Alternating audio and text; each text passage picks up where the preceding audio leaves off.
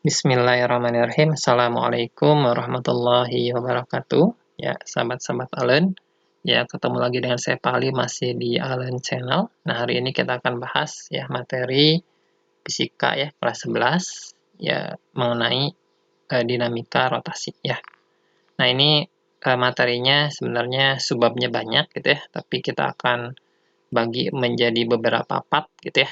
Nah, yang pertama ini kita akan coba membahas mengenai konsep dari torsi ya, torsi atau momen gaya. Nah, momen gaya ini lambangnya atau simbolnya itu dituliskan sebagai tau, dibacanya tau. Jadi seperti ini ya, tau. Nah, apa itu momen gaya atau torsi? Nah, dia adalah suatu besaran yang menyebabkan suatu benda itu berputar atau berotasi ya. Kalau kita tahu kan ada gaya ya, gaya itu kan yang menyebabkan benda itu bergerak secara translasi, secara linear. Nah, kalau dia geraknya menjadi berputar, kita namakan dia momen gaya. Nah, ini adalah bahasa sederhananya saja gitu ya. Ini bahasa sederhananya saja biar kalian bisa memahami gitu ya mengenai konsep dari momen gaya. Nah, bagaimana momen gaya ini bisa terjadi? Kita coba lihat ilustrasi ini ya. Ilustrasi berikut. Nah, seperti ini ya. Misalnya kalau lebih kena itu sebenarnya gambarnya ya kalian misalkan punya apa umur ya, nah punya umur seperti ini, lalu umurnya kalian coba putar ya, pakai kunci Inggris misalnya gitu ya, kunci Inggris, nah ini diputar kan, nah nanti kan si umurnya itu kan atau si kunci Inggrisnya kan akan berputar gitu kan, nah konsep momen gayanya kayak gitulah. Nah, ini saya sederhanakan aja bentuknya jadi ada porosnya. Nah, ini ada batangnya ya. Di sini ada gaya yang bekerjanya F gitu ya. Nah, ini ada istilah yang penting kalian pahami dulu. Pertama adalah poros gitu ya, porosnya. Yang kedua titik pangkal gaya. Di sini juga ada R. Nah, apa itu definisi dari ketiga ini? Nah, kita akan lihat nanti ya. Nah, momen gaya itu terjadi atau dirumuskan ya sebagai F dikalikan D. Ya, F itu adalah gaya yang bekerja, ya. Sedangkan D itu adalah lengan gaya, ya. Nah, sedangkan tau itu berarti momen gaya ini satuannya Newton meter, gitu ya. Berarti F-nya Newton, D-nya meter. Nah, di sini perlu kalian membedakan bedanya antara D dengan R. R ini adalah jarak dari poros ke titik pangkal gaya. Jadi jarak dari poros, gitu ya, dari sini ke titik pangkal gaya itu namanya R. Nah, sedangkan rumus torsi sendiri adalah bukan dikalikan R sebenarnya, tapi dikalikan D atau lengan gaya. Jadi beberapa buku D ini diganti dengan L ya, nggak masalah ya. F kalikan L atau F dikalikan D, tidak masalah. nah, berarti D ini bedanya dengan R di sini adalah lengan gaya itu harus tegak lurus terhadap gayanya, terhadap gaya yang bekerjanya gitu ya. Nah, gimana caranya? Ada dua cara sebenarnya untuk menentukan D ini. Ya, pertama, biasanya kita mengurai dari gayanya. Jadi kalau dia membentuk sudut seperti ini, ya, membentuk sudut seperti ini, ya, ya misalkan dia membentuk sudut theta nih, ya, maka dia itu bisa kita uraikan, gitu ya. Ini ada materinya di kelas berapa? 10 ya, kalau nggak salah. Ini, jadi bisa terhadap sumbu sumbu Y, kita sebut dengan F dikalikan sin ya, sin theta, ya. Sedangkan yang ke sebelah kanan kita sebut dengan F, berarti cos theta. Nah, untuk membedakan cos sama sin mudah sebenarnya gitu ya. Kalau misalkan tetanya itu dibentuk oleh garis ini ya, garis yang tetanya dibentuk suatu garis dengan gayanya, maka pasti dia cos. Tapi kalau bukan pembentuk tetanya, langsung aja sin gitu ya. Nah, kalau kita lihat ya, kalau yang F cos theta ini, kita coba ya. Misalkan saya punya benda, kita tarik ke kanan.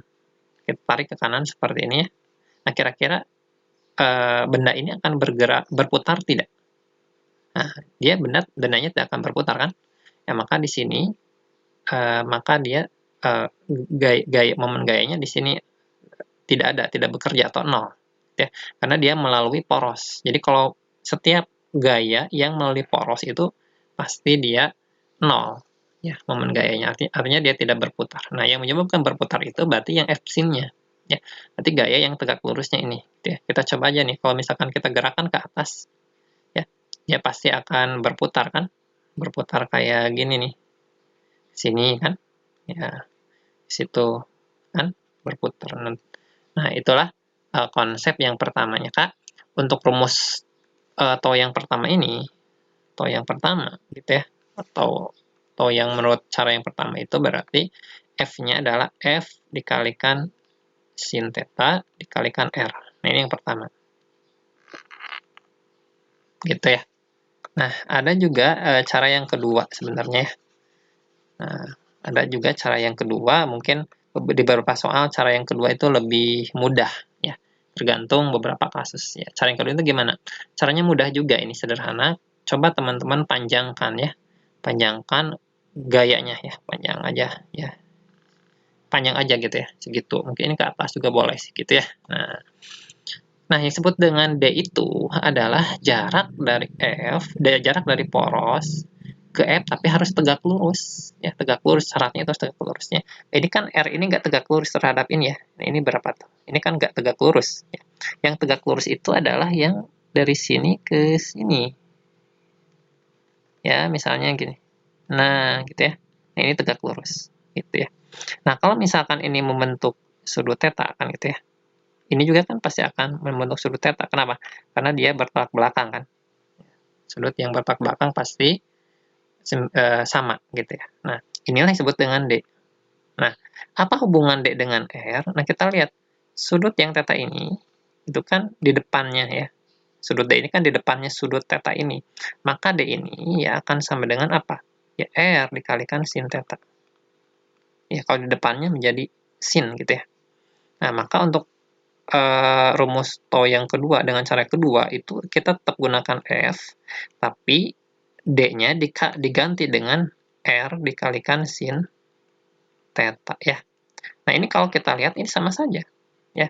Pertama, kedua sama saja. Ini kan kalau saya tulis ulang kan bisa saya tulis seperti ini, F dikalikan R sin theta kan. Ini sama aja coba. Sama ya. Oke, jadi bisa dengan dua cara ya, teman-teman. Terserah nanti mau pakai cara apa, tapi tergantung soal sih menurut saya gitu ya. Ada soal yang lebih mudah dengan diurai vektor F-nya atau dengan cara yang kedua ini. Nah, boleh aja. Oke ya, mudah-mudahan bisa dipahami. Nah, itu yang pertama mengenai rumus momen gaya. Nah, terkadang di momen gaya ini kita karena dia merupakan besaran besaran vektor ya. Besaran vektor itu kan punya besar dan juga punya arah ya. Maka kita harus punya yang namanya perjanjian tanda untuk torsi. Nah, di sini perjanjian tandanya adalah kalau dia positif, ya berarti momen gayanya itu berlawanan arah jarum jam. Jadi muternya itu berlawanan arah jarum jam, dia positif. Kalau dia searah dengan jarum jam, berarti dia itu negatif. Ya. Nah, terkadang di beberapa buku ada yang dibalik ya. Ini nggak masalah sebenarnya, ini kan perjanjian saja sih. Ada beberapa buku yang malah berlawanan itu negatif misalkan. Ya nggak masalah ya. Nah, kalau dia misalkan positif gitu ya, berlawan arah tuh seperti ini gitu ya. Kalau misalkan jarum jam kan kayak gini ya. Berlawanan arah itu seperti ini berarti. Nah, ini berlawanan arah jarum jam ya. Sedangkan kalau yang negatif berarti searah, berarti ke situ. Muternya gitu. Nah, tadi untuk kasus yang pertama ini, misalkan ini kan ada F dikalikan sin theta ya. Ya kan geraknya seperti itu ya nanti si batangnya. Nah, batangnya geraknya kayak gitu, dia kan berlawanan arah jarum jam. Nah, nanti dia tandanya itu adalah positif. Gitu ya, benar-benar bisa dipahami ya. Ini masalah perjanjian tanda. Nah, kita akan coba melihat misalnya kalau gaya yang bekerja pada sebuah benda itu lebih dari satu gaya ya. Nah, contohnya misalkan yang ini ya. Ini ada gaya ke atas, ada gaya ke bawah. Ini saya coba gambarkan, gambarnya itu sudah tegak lurus ya. Jadi dia memang sudah tegak lurus sehingga nanti D-nya itu akan sama dengan R gitu ya. Jarak dari porosnya ke gayanya sudah tegak lurus. Lebih mudah berarti. Nah, berarti yang pertama ini kan dia tadi ya, kalau ke atas itu dia positif gitu ya. Karena dia geraknya tadi kayak gitu ya. Gitu. Nah, tapi kalau yang untuk yang ke bawah itu kan dia nanti si bendanya itu kan ke sini ya. Berputarnya itu kan muter-muter-muter kayak gitu kan. Nah, ini kan dia berarti searah dengan jarum jam gitu kan. Gitu. Jadi seperti ini. Ini searah dengan jarum jam, maka dia kita katakan tanda tandanya negatif gitu. Nah, kalau misalkan ada beberapa gaya yang bekerja di sini, maka ada disebut dengan torsi total. Nanti torsinya torsi total. Ya. Nah, torsi total ini rumusannya adalah ya torsi 1 tambah torsi 2 tambah torsi 3 dan seterusnya sampai torsi ke N. Ya. Nah, tapi hati-hati dengan tanda ini ya. Jadi bisa negatif, bisa positif gitu ya. Nah kita lihat aja nih ke contoh soalnya. Oke, biar lebih paham, kita coba berlatih ya ini. Oke, nah ini yang pertama dulu ya. Nah, hitunglah besar torsi pada gambar di bawah ini. Nah, ini saya kasih nilai dulu F2-nya. Ya, misalnya ini berapa Newton ya? Nah, ini 70 Newton gitu ya. Ini berapa? Ya, 30 Newton. Nah, oke, ini jaraknya 1 meter, ini 0,5 meter gitu ya. Berarti di sini kalau ditanyakan torsi total, ya sama dengan berarti torsi 1 ditambah torsi 2, karena cuma ada 2 gitu ya. Nah, ini hati-hati, kalau yang ke atas tadi dia positif gitu ya, berarti yang ke bawah dia negatif gitu ya. Berarti torsi satunya di sini adalah min gitu kan, F1 dikalikan D1 gitu ya. Ditambah, ini positif ya, F2 dikalikan D2 ya. Min F1 berarti minus 70 dikali D1. D1 adalah jarak dari poros ke gaya yang tegak lurus. Ini qadarullah sudah tegak lurus berarti ya, ini tinggal tuliskan saja ini 1 meter. Oke. Oke, yang ini tambahkan F2. F2-nya berarti oh, min 30, maaf ini ya. Salah nulis. Maaf, ini harusnya F2 tadi ya. Oke. Tuliskan ulang aja. Di sini adalah min 30 Newton ya. Kita kalikan dengan D1. Nah, D1-nya berarti dari poros ke gayanya. Berarti 0,5 kan meter. Tambah ini F2-nya dia positif 70 Newton dikali berarti ini jaraknya 1 meter gitu ya. Berarti ini adalah berarti minus berapa? Minus 15 Newton meter sama 70 Newton meter ya. Berarti nanti torsi totalnya adalah positif 55 Newton meter. Nah, arti tanda positif ini berarti dia secara total dia akan berlawanan arah dengan jarum jam ya. Jadi dia geraknya itu adalah seperti ini nanti. Ya, jadi seperti ini nanti. Nah, gitu ya. Dengan besar torsi sekitar 55 Newton meter. Oke, nah itu contoh latihan yang pertama ya. Kita coba lagi latihan yang kedua ya. Coba kita lihat yang kedua. Di sini saya punya batang AB homogen dengan massa 2 kg dan panjang 100 cm. Berarti ini panjangnya 100 cm ya. Ini 100.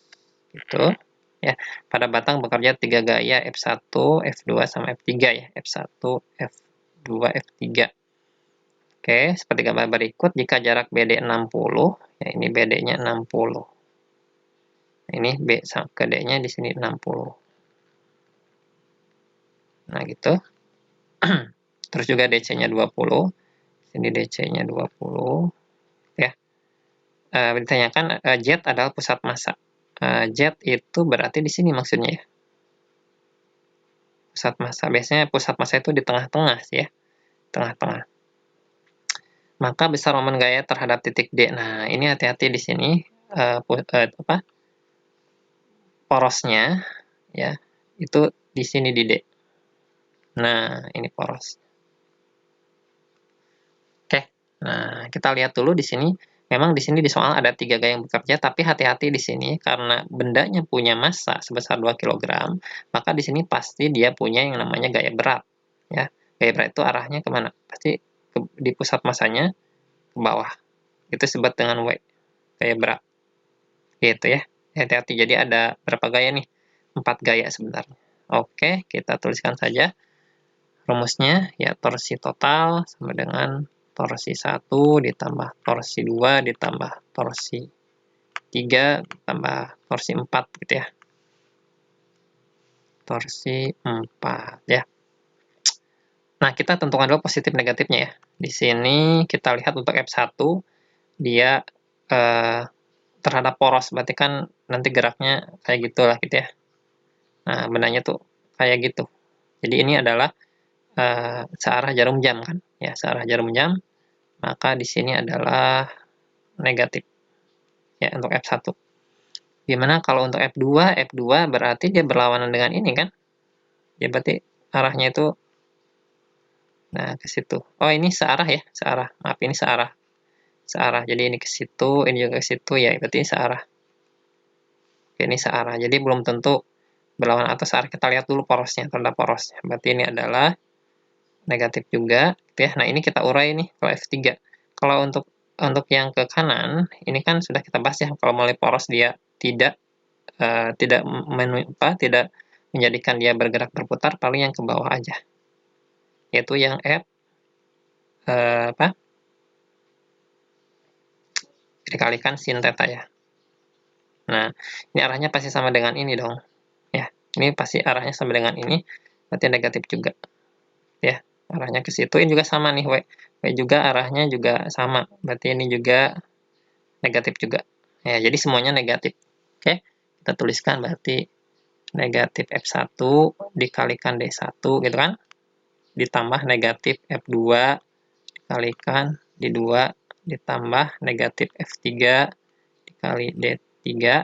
Nah, untuk D3 ini kita pakainya F3 sin theta ya. Nah, biar lebih jelas, F3 dikalikan sin theta dikalikan D, dikurangi ini W, ya, dikalikan D-nya DW aja lah, gitu ya. Oke, sudah ya. Ini negatif, negatif, negatif, sama negatif. Ditambah negatif, tambah negatif, boleh lah, gitu ya. Oke, F1 kita masukin. F1 katanya dia 2 Newton, ya 2 Newton, dikalikan D. Nah, ini kebetulan sudah tegak lurus semua ya. Tinggal kita cari dari A ke D. Nah, kalau misalkan dari D ke B itu A ke B itu 100 cm, sedangkan dari D ke B itu 60 kan, berarti sisanya nih. Berarti ini AD itu berapa? Ya, ini pasti 40 cm atau 0,4 meter ya. Harus dalam meter. Oke. Ditambah min F2, ini F2. F2 di sini adalah 5 Newton, ya, dikalikan D2. Berarti jarak dari poros ke F2 ini, ya, jaraknya 60 ya, alias 0,6. Oke, 0,6 meter. Tambah ini F3, berarti F sin, min F-nya F3 itu 4, sin 30, ya, sin 30 itu setengah. Kalikan D, berarti jaraknya dari poros ke sini. Ini sudah ada juga nih, DC ya. Dari sini ke sini itu 20. Ya. 20 dikurangi W itu ya sudah, kalau gaya berat itu kan tinggal massa dikalikan 10 ya, gravitasinya. Berarti 20 dikalikan DW. Nah, DW itu dari sini ke sini nih. Dari sini ke sini kira-kira berapa nih? Ya, dari sini ke sini kan 40 tuh. Ya, berarti 40 ditambah nilai ini. Nilai ini berapa? Ya, kita lihat aja di sini. Ini kan pusat massa itu pasti di tengah-tengah lah ya, pasti tengah-tengah. Ya pasti jarak dari sini ke sini itu pasti 50, jarak sini ke sini itu 50 ya. Berarti ini sudah 40 nih, berarti sisanya ini, berarti ini sisanya 10 gitu ya. Jadi kalau pusat massa pasti tengah-tengah, pasti setengahnya dari dari panjangnya, yaitu 50 dari A ke Z, ya berarti dari A ke D-nya 40, ini sisanya aja 10. Berarti 10 ya. 10 ya, kita tuliskan di sini 2 kali 0,4 adalah ini min ya. Oke, 2 kali 0,4 berarti minus 0,8 min 5 kali 0,6 adalah minus 3 ya. Oke, minus 4 kali setengah adalah minus 2 ya, minus 2 dikali ini satuannya jangan lupa ya. Oke, ini satuannya jangan lupa harus dalam ini ya, ini 0,2 berarti ini 0,1 ya, ini 0,1. Oke, di sini 0,1 min ya. Ini min, ini 2 dikali 0,2 berarti 0,4 ya. Satu lagi ini 0,1 dikali 20, ya berarti minus 2, gitu ya. Jadi, kita jumlahkan semuanya ya, jadi minus berapa nih? 0,8 ditambah 0,4, berarti 1,2 ditambah 3, berarti 4,3 ya. 4,2 ya. 4,2 dikurangi 2, berarti 6,2, minus 6,2 Newton meter. Ya. Berarti jawabannya yang betul di sini adalah yang E. Ya, mudah-mudahan bisa dipahami gitu ya. Oke, terima kasih atas perhatiannya. Nanti ke video selanjutnya kita akan coba bahas mungkin latihan-latihan soal yang berkaitan dengan momen gaya. Oke, saya cukupkan sekian. Assalamualaikum warahmatullahi wabarakatuh.